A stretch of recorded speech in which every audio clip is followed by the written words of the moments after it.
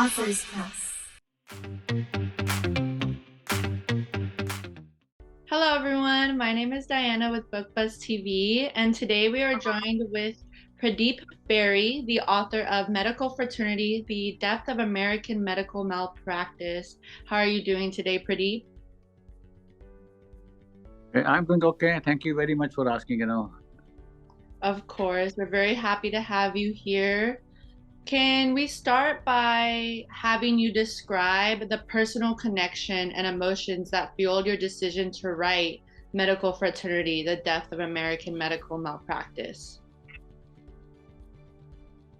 The reason I decided right away, because I was basically involved with her cancer. She had a cancer in 2002, and it was a breast cancer.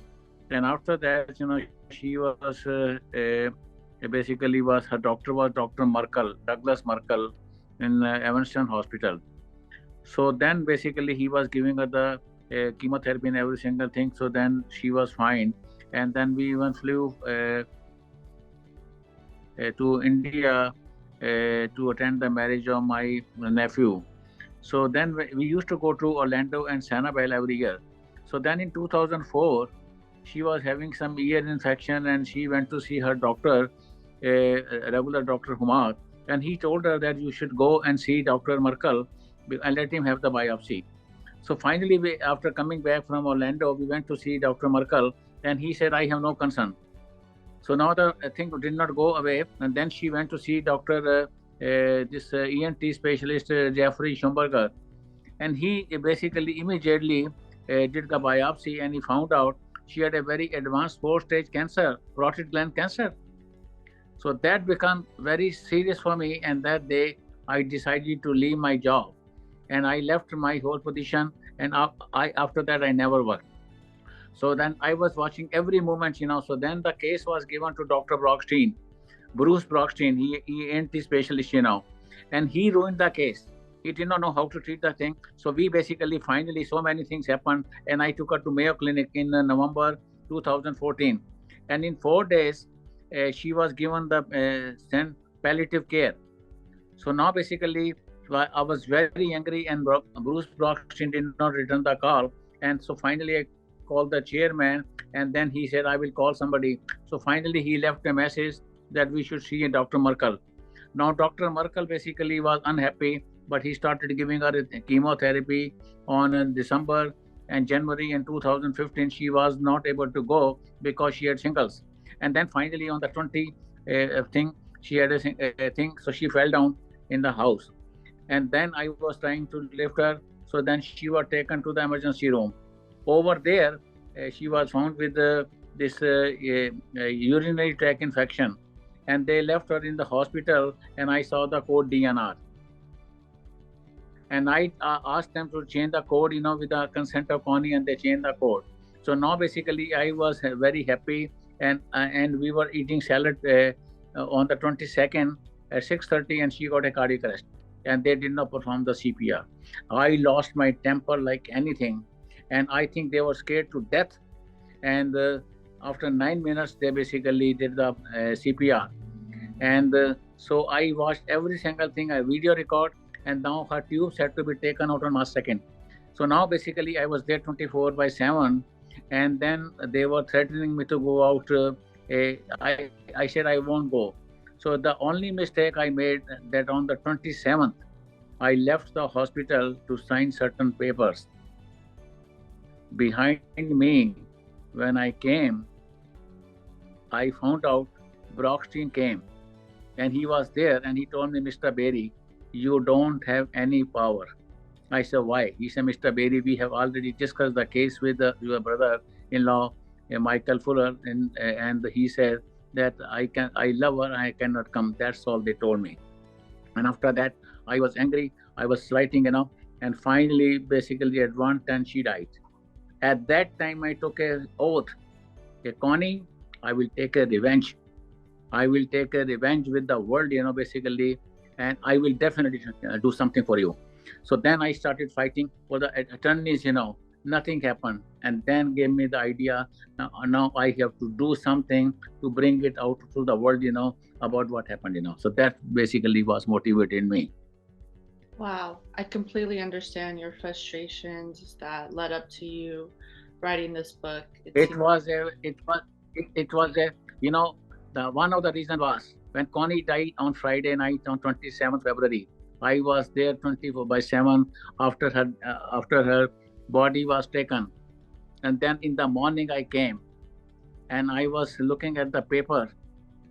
Her brother called me, Michael Fuller from Sanibel Island, because he was there. Basically they live in over there, and winter they go to there. So he called me and he told me, Pradeep, where is Connie? I said, Mike, she died. He said, well, Pradeep, I'm sorry, but I won't be able to come because I am going to have a surgery. And his wife told me, Pradeep, you have been the best husband, and at least Connie is in the peace, and we will not be able to come because we had the surgery. Then he asked me a question. He said, Pradeep, do you know anything about her finances?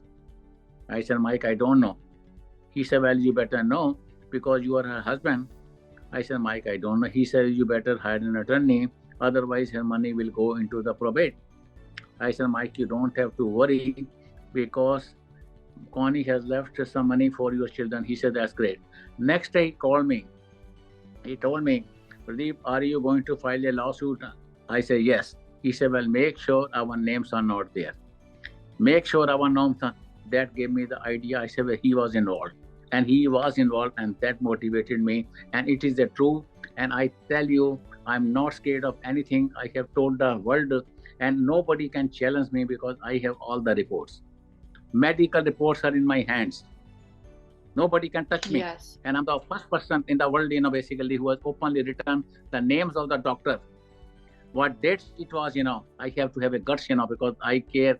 I definitely loved it, and that is why I made this movie. And then also this book is an on audiobook also.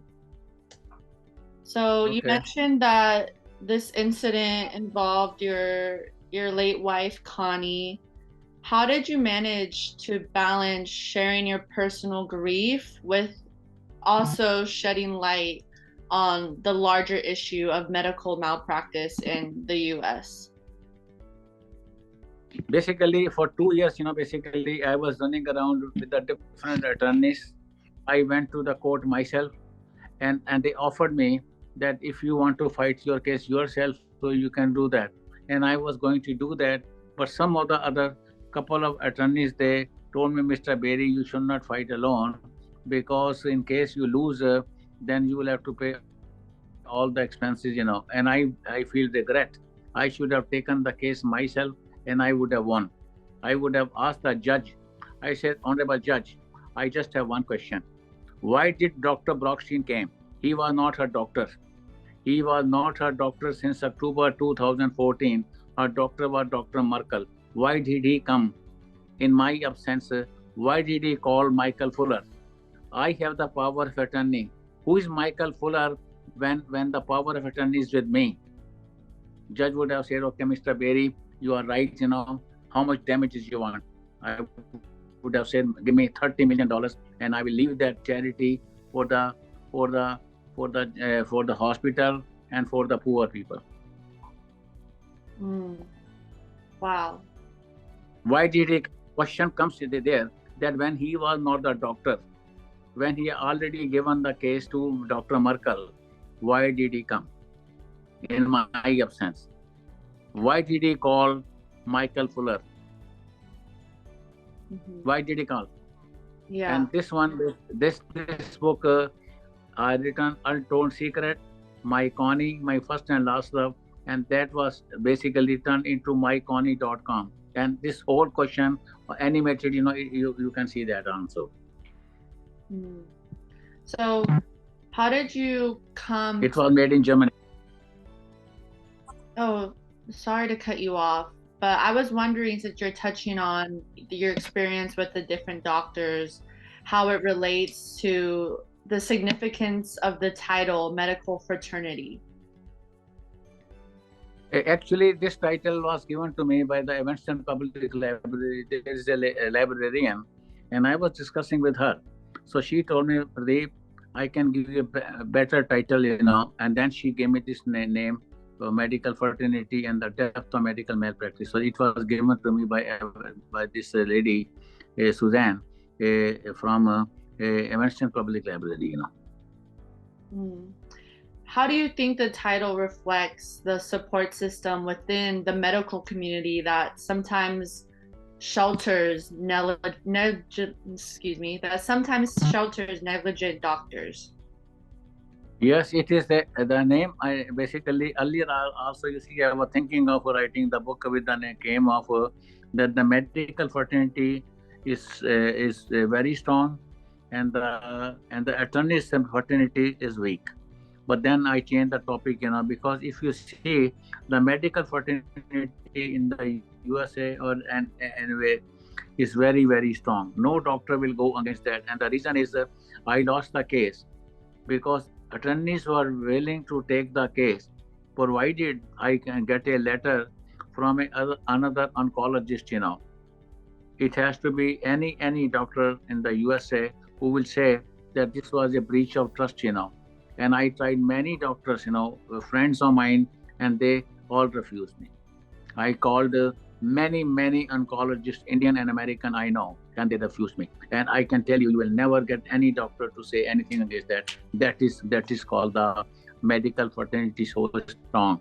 And 99.9% cases they go in favor of doctors. And Yeah. the poor people and the regular people, they suffer. Even if you are a multi-millionaire, you will not be able to win the case. Mm-hmm. I see that connection. And I tell you one more thing.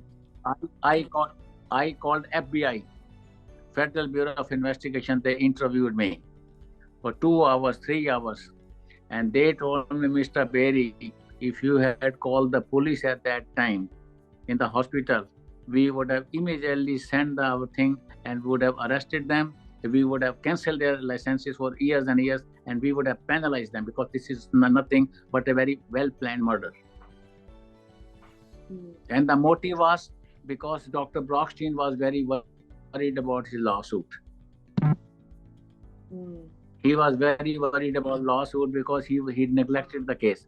And Michael Fuller was interested because he wanted his own sister to die so that he can get the money fast. And he got it. And he never caught after that. Wow. So I hear you detailing a sort of conspiracy involving medical negligence leading to your wife's death. So how did you approach researching and collecting evidence for this conspiracy? Yes, because I collected all the medical reports from the Mayo Clinic in Rochester, and I collected all the medical records from the Evanston Hospital. And they asked me why. I said, well, I just want to keep myself. So I kept on keeping all the medical, and I have all the medical records with me. And I have made so many copies, and I have attached most of the medical records in the book itself. I wanted this world to know this thing, that there are existing of medical practice in this country. Yes, it's very important. Very important, and I have talked to many people about it. I have talked to the attorneys. I have talked to the individual people, whose loved ones have died. I must have talked to at least 200, 300, 400 people, and they all told me the same story. Basically, what I'm telling you. Some of them they died, because of this cardiologist, this thing. So there is a whole lot of medical. So one has to be very, very particular to be there at that time. What exactly is happening? You must go for a second opinion. For example, doctor, when Connie was having this treatment, so this her doctor, Dr. Satinder Humar, he told me and Connie, he said, Pradeep, why don't you consult my brother-in-law, Dr. Ravi Saja, in University of Chicago? He was a very well-known Harvard professor and a doctor cancer, for this lung cancer. And we were made the appointment. But Brockstein told me, Mr. Berry, I don't want you to go there because he's a friend of mine. He was afraid that Ravi Saja will find out that Brockstein does not know. And Brockstein does not know anything. He should not be. He should not be a doctor. He should be sitting on the farm and putting potatoes. So you've touched on it a little bit, but can you discuss more about the challenges you faced when trying to file a lawsuit against the involved doctors and how that process influenced the narrative of the book? Well, actually, I tried at least 100 or 150 different attorneys, in Chicago. I went personally. I went on the phone and I gave them the medical records. I even went to the state attorneys. I even consulted. Basically, I even went to the Senator Durkins. And I went to Lisa Merrigan. I went to the state, all the powerful people. I even wrote the letter to the President Obama. So President Obama basically put this thing for 4 years. So then this lady, I went to see her. And she said, don't worry about it, and she never did anything. So President Obama basically sent me a letter, and that letter I took it, so it went to the State Department, for medical professional. And so I thought she will find out. So she told me, then Mr. Berry, if we win the case, you will not get a penny, but we will definitely suspend the licenses. And that's what I wanted, but nothing happened. So after that, I gave up and I said, well, okay, I will write the books. So I had to settle down, but I'm still very angry, but there's nothing I can do now. I see. So I know that this situation is so close to your heart and must bring up a lot of emotions. So how did you come to terms with sharing such intimate details about your relationship with your wife and her struggle with cancer in this book? Well, then I started changing my life, basically turning into the more of a humanity, of a helping others, poor people, rich people, giving them support, life support, So I help try to do whatever I can do.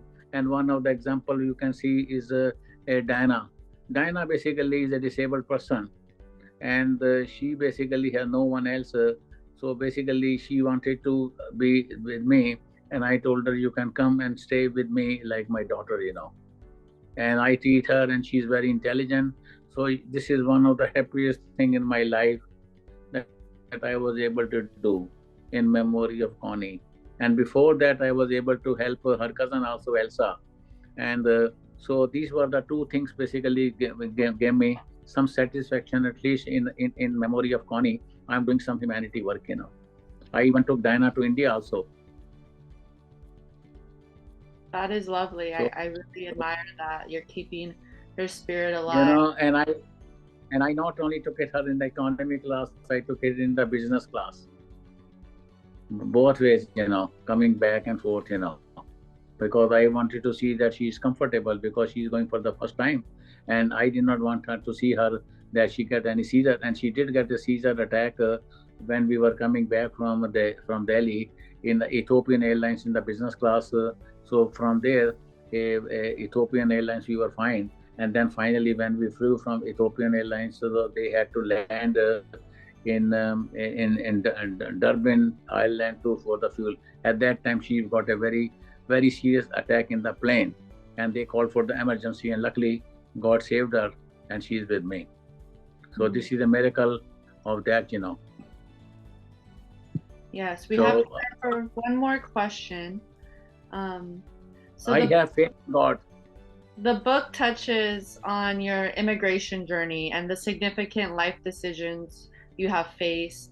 How do these elements also intertwine with the main theme of the book? Well, actually, this is a thing. I never wanted to come to America. I never wanted to come. It so happened, basically in the beginning I was excited, but when I had to fly from Chicago to Frankfurt to Delhi, I started crying. And my auntie, late auntie, was with me. Her name was Bholi Masi, and she was with me. And she asked me, and I said, "My Masi, I don't want to go." Masi means aunt, auntie, my mother's biological sister. So anyhow, then I flew from depression, crying, every single thing. So my brother told me, "Yeah, if you don't like it, just come back." So I came with this idea. So when I landed in Washington, in Frankfurt, I wanted to go back because I did not like it. I was depressed. So finally, when I was sitting in the plane from Frankfurt to Chicago. All right. Okay, Pradeep, we have two final questions for you. So, Okay. to sum up the book, is there a particular quote or passage from the book that encapsulates the core message or emotion that you wish to convey to your readers? Well, the message is that one should basically try to do their best, basically, possibly, to see this thing that it does not happen again to anybody else's. And I tried my very best, to save my wife, and I failed. So now this failure basically will become my success because I will try to help somebody else. Maybe because of her death, it has affected me so much that I am definitely involved, with the humanity, and it has given me a purpose of life. And the purpose of life is basically that to serve other. And that was my main thing is right now, is that when I do something good, for others, it gives me happiness. So my happiness has come back by because of Connie. It went my pain went by Connie, and my happiness has come back by Connie. Just like a diamond is only cut by a diamond. So the same thing has happened. A diamond is gone, but another diamond has come, okay, that I can help somebody else. That's very beautiful, Pradeep. Thank you. And the last question, could you share a little bit about your experience working with Authors Press? My experience with Author Press has been wonderful. Wonderful. I basically have enjoyed, this thing with Rina Costello. She has been fantastically very good.